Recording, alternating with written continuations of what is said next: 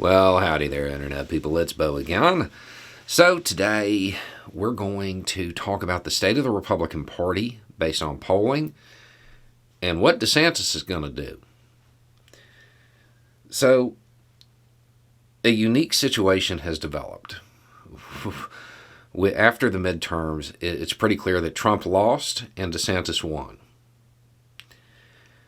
A poll says that 41% of Republicans want DeSantis to be the 2024 nominee, 39% want Trump, and 8% don't want either. So what that means is 8% have a very clear picture of the state of the Republican Party. 41% can be reached, and 39% have lost the plot. That's really what that means. The Republican Party, it has to change. Those who were willing to jump from Trump to DeSantis understand that. They may not understand how much things need to change, though. But a very interesting development out of this is the position that DeSantis finds himself in. DeSantis isn't as... I don't want to use the word charismatic, but it is what it is. He doesn't get the crowd moving. He doesn't inspire the loyalty that Trump does. But DeSantis is smarter, like a lot smarter. So he has to know that everything that is happening in Tallahassee, well, that's now national news. And he has to frame all of his decisions through a national lens now. Because if he wants not just the nomination, but if he wants to win in 2024, he has to make decisions that don't give him a record that would cause him to lose. And immediately after the midterms, he has an issue.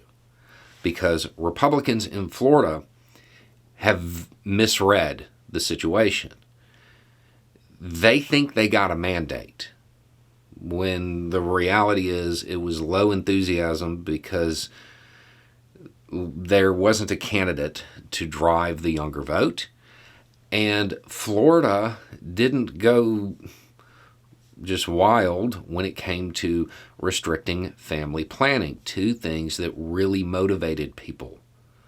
But now they want to. They want to engage in more restrictions. To appease Florida Republicans, DeSantis is probably going to feel a lot of pressure to go along with that. However, if he wants to win the presidency in 2024, he can't. I don't think that his advisors are going to miss the fact that if he comes out in favor of something that is very restrictive, that's it. His presidential hopes are gone. I think that they'll be able to see that. His relationship, DeSantis' relationship with business, is probably going to have to change.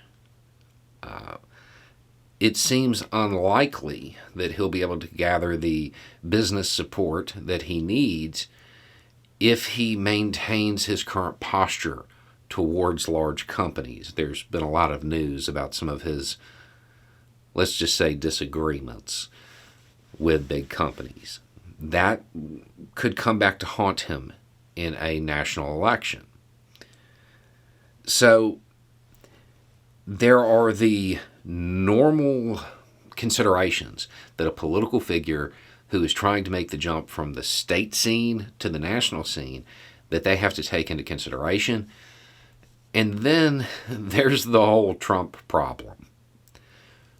Trump being in Florida can make things uncomfortable for DeSantis.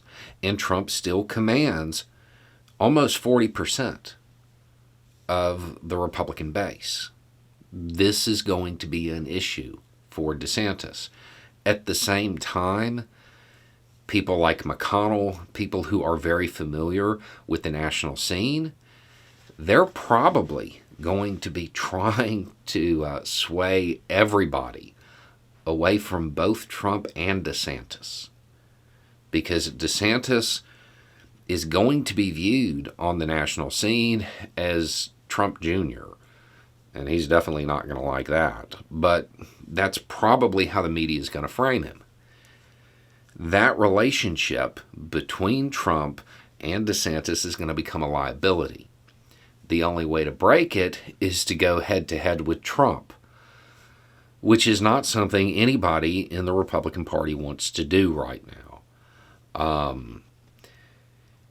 I personally think that because he's smarter, DeSantis would actually come out on top if he actually took Trump on.